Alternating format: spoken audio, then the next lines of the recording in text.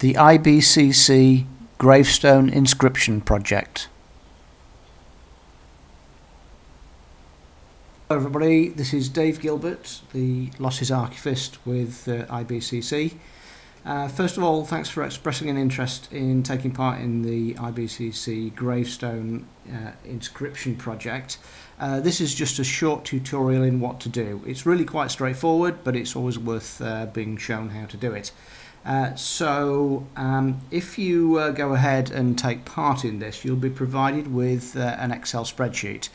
So what you're going to need is a copy of Excel, and you're also going to need access to the internet via whatever your favorite browser might be. And all you need to do really is open up the spreadsheet, and you'll see a long list of names, and each one of them is a link. So you can click on it and be taken straight through to the Commonwealth War Graves Commission website, where you'll be able to see whether that particular individual has got a gravestone inscription or not. Many don't, probably only 20 to 25% of them do, but those that do, we'd like to know what it is so that we can include it on our website too. Unfortunately, this is one of the places where the War Graves Commission won't give us access to their digital data, so we're going to have to do it the long way.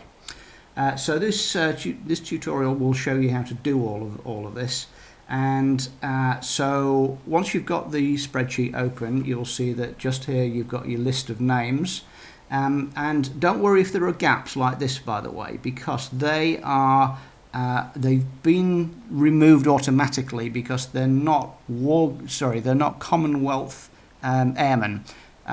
In all likelihood, these are either Poles or Free French, because when they say the Commonwealth War Graves Commission, they really mean it. So it's only Commonwealth airmen that are included in it. So that's why these three records are blank, and you won't need to do anything on those. But let's start here with Wing Commander Albert Golding. So all we need to do is, you'll see as soon as I hover over it, I get a little hand symbol. So that means it's a link. So all I have to do is click on it, and you'll see that on the right hand side here, the browser opens. And by the way, I've got this slightly minimized so that you can see both screens together. You may or may not want to do it that way. So first thing to do is to check that it's the right person. So I clicked on that one, Albert Golding, and sure enough, Golding Albert. So we've got the right person, and we'll see that in this particular instance there is indeed an inscription, and it always comes after that line, and that's what we need to copy and paste into the adjacent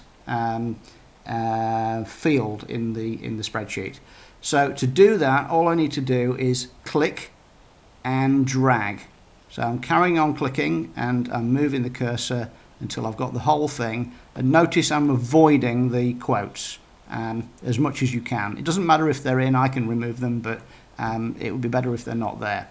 Now, with it all highlighted, I then right click and copy. So that puts it on the clipboard. And now what I need to do is go back to making sure it's the right person. Again, it was Albert Golding. I'm going to go back to there, and I'm going to right click and paste, and there it is. Don't worry, it's in a great big font. I can deal with that. That's what happens on every single one. So that's it for that particular one. All I now need to do is go on and do the next one. So Sergeant William Making, and sure enough, Making William. So that's the right person, and again, he does have an inscription, so I'm going to highlight it. And by the way, I can do right click and then copy, or alternatively I can do Control-C, which some people might find a little bit quicker. So again, back to the spreadsheet, click on the adjacent field, and then right click, paste. And that's all I need to do. Just carry on going all the way through the list. Now, where you get one that doesn't have an inscription, let's just try the next one. I'm not sure about him. Actually, he does. So let's try the next one. Here we go. Of course, he has as well. Struggling to find one that doesn't.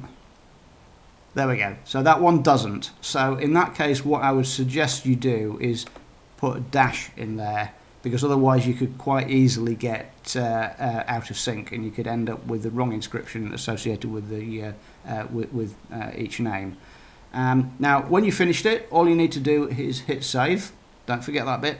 And then send the spreadsheet back to us. And of course, you can save as you go along if you want to, so that you can leave it and come back to it. And I think that's all you need to know. If not, then I'm going to put my email address at the end. And if you have any difficulties, then by all means get in touch with me and I'll email you straight back. So, again, thanks very much for taking part, assuming you do, and I hope you enjoy it. Oh, actually, one last thing. You will hopefully come across some really, really poignant inscriptions in this process, and that's why I think everybody will really enjoy this process. We'd like to know which ones those are, the ones that really are very poignant, the ones that bring a tear to your eye. So please can you either highlight them, which I could do in this instance, for example, by clicking on it and then going up here and let's make them yellow. So I could do that, for example, or if you want, just write them down, and when you send the spreadsheet back, just include them in the email. That'd be great, because then we can put them on social media and we can make people aware of them. So again, thanks very much. If you'd like to take part, please either email me to the email address shown on screen saying how many hours you'd like to spend, or message us on Facebook telling us your email address and again how many hours you'd like to spend on the project.